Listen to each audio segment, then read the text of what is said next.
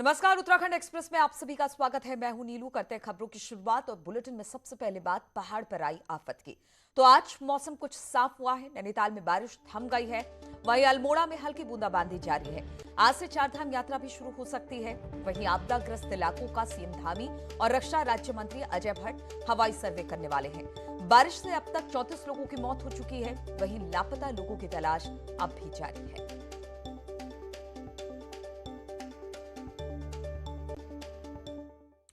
और Nainital rescue operation जारी है। कैची गर्म पानी में डोगरा रेजिमेंट कर रही है रेस्क्यू। सुकुना रामगढ़ में एनडीआरएफ रेस्क्यू में जुटी हुई है। सुकुना में अब तक का रेस्क्यू टीम नहीं पहुंच पाई है। ओखल कांडा में भी सेना तैनात कर दी गई है। वहीं रामगढ़ सुकुना में 9 लोग मकान में दबे हुए हैं। तो नैनीताल में लगातार रेस्क्यू ऑपरेशन जारी है। अलग अलग जगहों पर चाहे एनडीआरएफ हो या सेना हो, यहां पर जवान मुस्तैदी के साथ रेस्क्यू काम में जुटे हैं।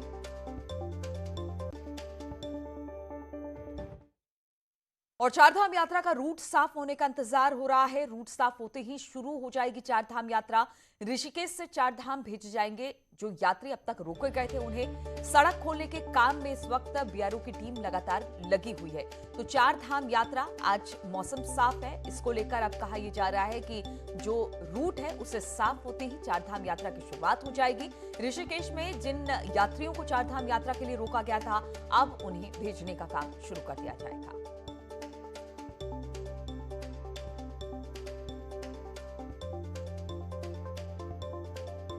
चारधाम यात्रा आज शुरू हो सकती है, ऐसे कयास लगाए जा रहे हैं, क्योंकि जो रूट इस वक्त आपदा में क्षतिग्रस्त हो गए थे, उनको ठीक करने का काम बीआरओ कर रही है। और ऋषिकेश में यात्रियों को रोका गया था चारधाम यात्रा को लेकर, क्योंकि मौसम 2-3 दिन से खराब था। लेकिन अब कहा यह जा रहा है कि जैसे ही रूट क्लियर होता है, साफ होता है, वैसे ही इन यात्रियों को आगे चारधाम यात्रा के लिए भेजना शुरू कर दिया जाएगा।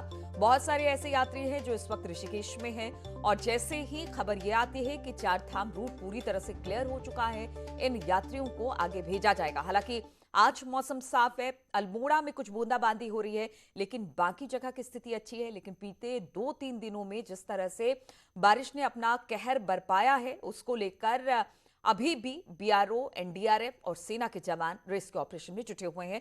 इसी पर बातचीत करने के लिए इस वक्त वीरेंद्र बिष्ट हमारे साथ जुड़ गए हैं। वीरेंद्र, इस वक्त की क्या स्थिति है? हालांकि कहा यह जा रहा है कि मौसम साफ हो चुका है और अब आज चारधाम यात्रा की शुरुआत भी होगी। साथ ही सबसे ज्यादा अगर नैनीताल और उसके आसपास के इलाकों की बात की जाए, तबाही सबसे ज्यादा यही देखने को मिली है। तो यहां पर कहां इस वक्त रेस्क्यू ऑपरेशन का काम चल रहा है? देखिए नीलू, राहत की बात ये बहुत बड़ी है कि आज मौसम साफ है। हालांकि जो रामगढ़ वाले इलाके हैं, सुकना खास तौर पर जो गांव है जहां 9 लोग दबे हैं, वहां तक अभी कोई राहत टीम नहीं पहुंच पाई है। हालांकि डीएम नैनीताल से अगर अभी हमारी थोड़ी देर पहले बात हुई थी, उनका साफ तौर पर यह कहना था कि आज जो एनडीआरएफ की टीम है वो पूरी तरीके से उस इलाके में जाके रेस्क्यू करेगी और जो 9 लोग दबे हैं उनको निकालने का काम आज शुरू होगा। हालांकि जो नीचे वाला इलाका है, गर्म पानी, खैरना या फिर जो रानीखेत अल्मोड़ा से जुड़ा हुआ हाईवे है, वहां पर जो डोगरा रेजिमेंट है रानीखेत भारतीय सेना की, उसको काम में लगाया गया है। और ओखल कांडा वाले जो इलाका है, वहां पर भी सेना की मदद ली जा रही है। 5 लोगों की डेड बॉडी कल जो चौखुट्टा धारी है वहां से रिकवर की गई थी, लेकिन हालात अभी भी जस के तस हैं। कई इलाकों में सड़कें कटी हुई। जैसे नैनीताल के इर्द गिर्द की बात करें तो नैनीताल जो रामगढ़ जाने वाला रोड है, भवाली रूट है, वो बंद है। हल्द्वानी रूट बंद है। हालांकि कालाढूंगी रोड को खोला गया है और जो आपूर्ति है वो दूध, फल, सब्जी की वो नैनीताल को लेकर वाया कालाढूंगी की जा रही है। लेकिन आज का दिन खास है क्योंकि जो आपदा वाले इलाके हैं वहां पर रेस्क्यू अभियान चलाया जाना है। इसके अलावा मुख्यमंत्री को भी आज पूरे इलाके में जाके हवाई सर्वे करना है। लेकिन डीएम नैनीताल से अभी हमारी थोड़ी देर पहले जब बात हुई थी, उनका साफ तौर पर यह कहना था खटीमा, अल्मोड़ा और बागेश्वर का दौरा करके जो मुख्यमंत्री हैं वो रामगढ़ आएंगे और वहां पर तल्ला रामगढ़ में वो उतर के जो आपदा प्रभावित है उनसे मुलाकात करेंगे। तो ये कहा जा सकता है कि आज जो रेस्क्यू अभियान है उसमें तेजी आएगी और जो मौसम साफ हुआ है उसका भी फायदा प्रशासन या सेना या फिर राहत और बचाव कार्य में जो जुटे हैं उनको मिल पाएगा। नीलू, बिल्कुल, तो मौसम साफ है, ये राहत की बात है, लेकिन अभी भी रेस्क्यू का काम वहां पर चल रहा है। कुछ ऐसे इलाके हैं जहां पर कहा यह जा रहा था नैनीताल के आसपास जो रामगढ़ का इलाका है वहां पर 9 लोग अब भी दबे हुए हैं, जहां पर आज शायद रेस्क्यू टीम पहुंच सकती है। तो लगातार कोशिश यही है लोगों को राहत पहुंचाने की। बहुत बहुत शुक्रिया आपका वीरेंद्र हमारे साथ जुड़ने के लिए। तो अल्मोड़ा में बूंदाबांदी हो रही है, जिस तरह से वीरेंद्र भी बता रहे थे, नैनीताल और उसके आसपास के इलाकों में रोड को दुरुस्त करने की कोशिश की जा रही है। जो बेसिक चीजें हैं, खासतौर पर फल, दूध, सब्जी, इनको लोगों तक पहुंचाया जा रहा है। इसके अलावा 5 लोग अब भी लापता बताए जा रहे हैं। कहा यह जा रहा है कि इनको भी ढूंढने का काम चल रहा है, लेकिन अच्छी बात यह है कि मौसम साफ है। उत्तराखंड में बारिश के चलते तबाही में अब तक 34 लोगों की राज्य भर में मौत हुई है, जबकि 5 लोग अभी भी इसमें लापता है। वहीं सीएम धामी ने आपदा से प्रभावित लोगों की मदद का ऐलान किया है। मुख्यमंत्री ने आपदा में जान गंवाने वाले लोगों के परिजनों को 4-4 लाख की मदद का ऐलान किया है और इसके साथ ही घर गंवाने वालों को करीब करीब 1.9 लाख की मदद दी जाएगी। इसके साथ ही आपदा में जिन लोगों ने अपने पशुधन खोए हैं, सरकार उनकी भी मदद करेगी। सीएम धामी देर शाम हल्द्वानी पहुंचे और सीएम का कहना है कि वो खुद इस ऑपरेशन को देख रहे हैं।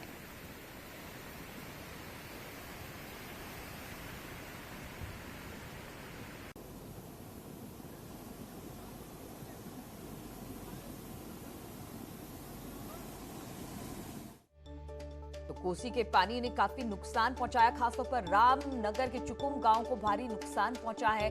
गांव की वजह से करीब 20 गांव ऐसे जिनका संपर्क टूटा है। कोसी में पानी ने भारी नुकसान पहुंचाया है। तो ये तस्वीरें उत्तराखंड की है, रामनगर से लेकर खास तौर पर अगर बात की जाए नैनीताल, रामगढ़, उधर अल्मोड़ा की तरफ, यहाँ पर सबसे ज्यादा नुकसान इस बारिश ने किया है, जो कि अब रेस्क्यू का काम वहां पर चल रहा है। और लगातार रेस्क्यू के काम में कुछ दिक्कतें इस वजह से भी आ रही हैं क्योंकि अभी भी मलबा सड़कों पर है, पूरी तरह से रास्ते को खोला नहीं जा सका है।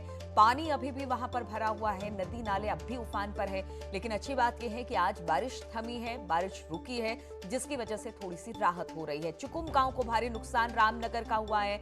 इसी पर बातचीत करने के लिए शैलेंद्र नेगी हमारे साथ जुड़ गए हैं। शैलेंद्र, अगर बात की जाए इस बार की बारिश ने सबसे ज्यादा अगर कहीं तबाही मचाई है तो नैनीताल, रामनगर, उसके आसपास के इलाकों में है। इस वक्त की क्या स्थिति?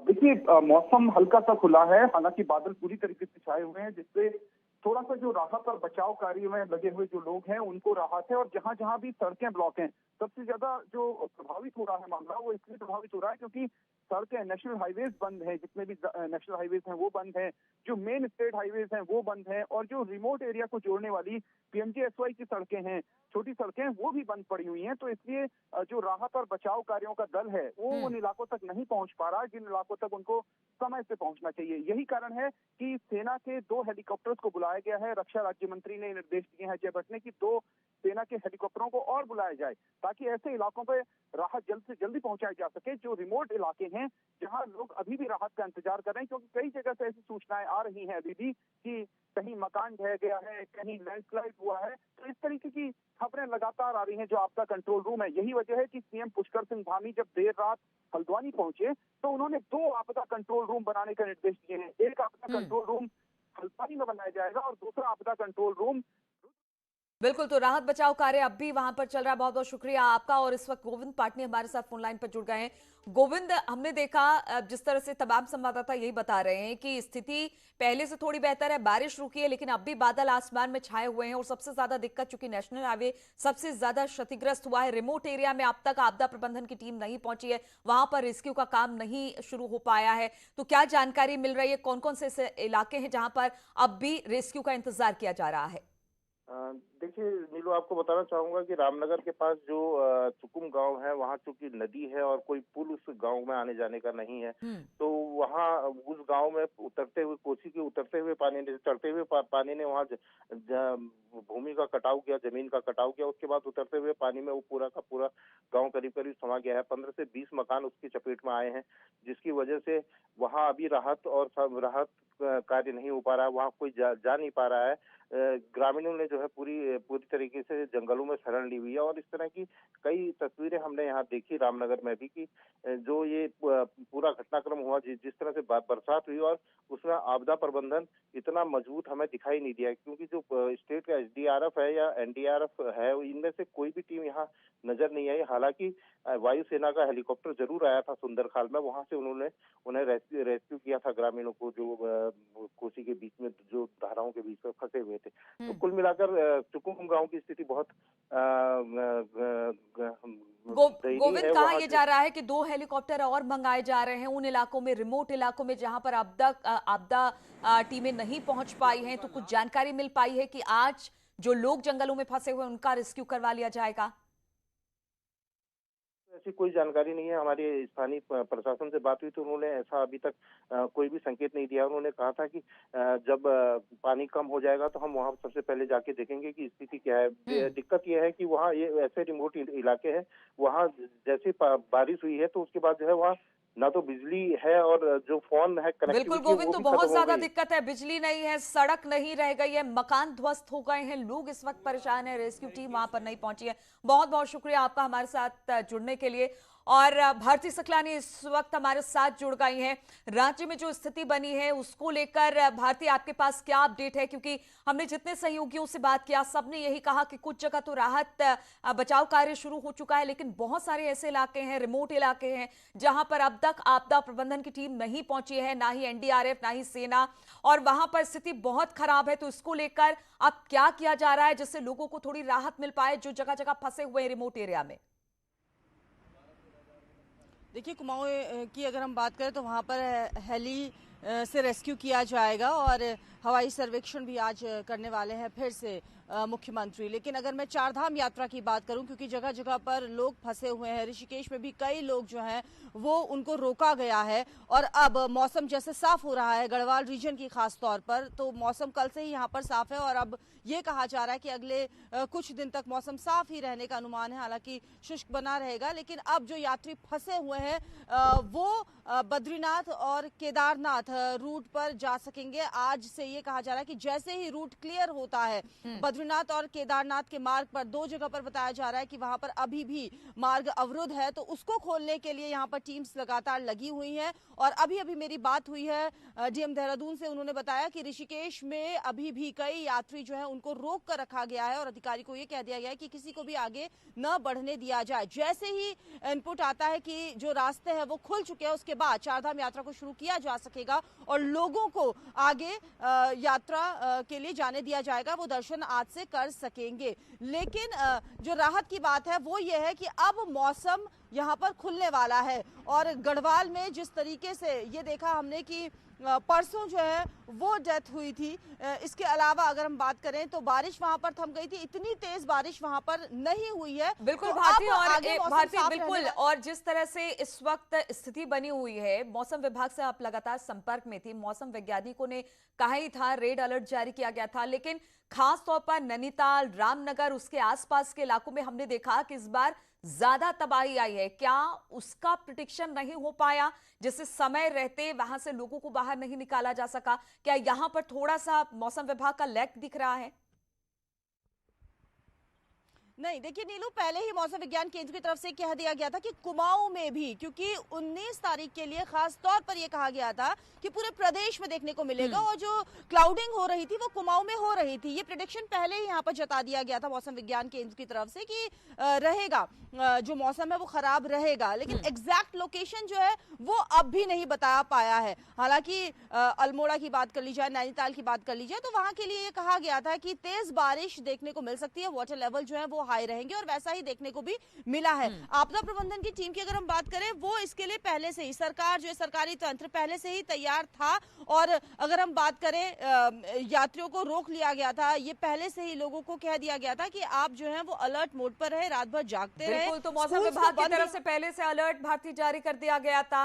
हालांकि इस बार कहर जिस तरह से बरपा है, कोशिश यही की जा रही है कि अब जो नुकसान हुआ है उसका आंकलन किया जाए और जो लोगों को मुसीबत हो रही है उससे उनको बाहर निकाला जा सके। बहुत बहुत शुक्रिया आपका भारती, हमारे साथ जुड़ने के लिए। और चारधाम तीर्थ पुरोहितों के प्रतिनिधि मंडल ने राज्यसभा सांसद अनिल बलूनी से उनके दिल्ली स्थित आवास पर मुलाकात की है। इस दौरान देवस्थानम एक्ट को समाप्त करने की मांग चारों धामों के तीर्थ पुरोहितों की ओर से की गई है।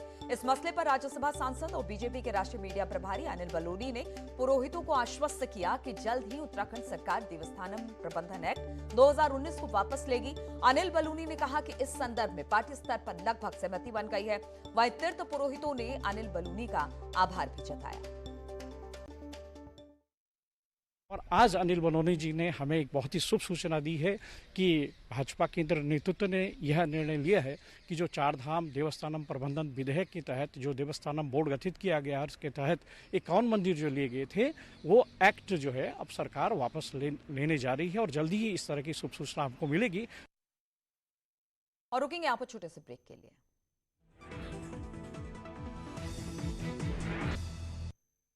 अगर सरकारी नौकरी पाने के लिए आपका कोई जानने वाला शॉर्टकट ढूंढ रहा है तो ये खबर उसके लिए है। तमाम ठगों के रडार ऐसे लोग हैं जो पैसों के सहारे नौकरी पाना चाहते हैं।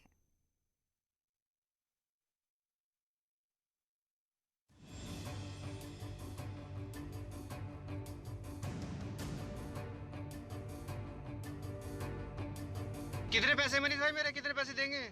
14,99,000। कितने पैसे दोगे भाई?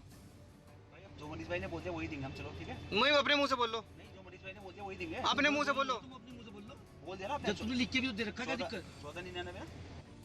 वीडियो में कार की ड्राइविंग सीट पर बैठे शख्स से अपने पैसे लौटाने की जिद कर रहा पीड़ित नौकरी के नाम पर ठगी का शिकार है, जिसे कमल पांडे नाम के शख्स ने सरकारी नौकरी दिलाने का पहले झांसा दिया और फिर एक फर्जी इंटरव्यू करवाया। और इस इंटरव्यू को उसी के सहयोगी ने ललित बिष्ट ने लिया, जिसने खुद को सचिवालय में सीएम का सचिव बताया। इंटरव्यू के बाद बकायदा कॉल लेटर भी जारी किया गया, लेकिन जब सच्चाई उन्हें पता चली तो पीड़ित के पैरों तले जमीन खिसक गई। हमारा उसके बाद जो फॉर्म भरने के बाद हम सब लोगों को बुलाया गया, सचिवालय हमारा इंटरव्यू हुआ। इंटरव्यू के बाद हमारे से कहा गया आपका इंटरव्यू सक्सेसफुल रहा है, आप जो है पैसे का इंतजाम करें। प्रति व्यक्ति 9 लाख रुपए हमारे तय हुए थे कलर पोस्ट पर। दरअसल साल 2019 में मुजफ्फरनगर के युवक उत्तराखंड में सरकारी नौकरी लगने के झांसे में फंस गए, जिन्हें क्लर्क की नौकरी के लिए सचिवालय में इंटरव्यू के लिए बुलाया गया और फिर हर व्यक्ति से 9 लाख रुपए की मांग की गई। इस झांसे में 9 बेरोजगार आ गए, जिनसे ठगों ने करीब 63 लाख रुपए ठग लिए। वहीं मामले में केस दर्ज कर जांच की जा रही है, जबकि पुलिस ने ठगी के शिकार लोगों को भी अपनी सलाह दी है। नौकरी दिलाने के नाम पर अगर कोई पैसे मांगता है तो वैसे भी ये एक क्राइम है, क्योंकि कहीं पर भी ऐसा नहीं किया जाता कि पैसे के एवज में कहीं पर नौकरी दी जाए। ऐसा एक मामला संज्ञान में आया था जिसमें कि प्रारंभिक जांच एक करवाई गई थी और प्रारंभिक जांच के बाद मेरे ही आदेश से एक मुकदमा पटेल नगर थाने में दर्ज है, उसमें इन्वेस्टिगेशन अभी चल रही है। बेरोजगारों के लिए सरकारी नौकरी पाना किसी हसीन सपने से कम नहीं है, लेकिन बिना मेहनत किए नौकरी की लालसा से ठगों का काम आसान हो जाता है और ऐसे बेरोजगारों से पैसा ऐड कर ठग अपनी दुकानदारी चला रहे हैं। न्यूज़ 18 के लिए देहरादून से सत्येंद्र बर्थवाल की रिपोर्ट। तो इन तमाम खबरों के साथ इस बुलेटिन में फिलहाल इतना ही। रुकेंगे छोटे से ब्रेक के लिए, लेकिन ब्रेक के बाद भी लगातार खबरों का सिलसिला यहाँ जारी है।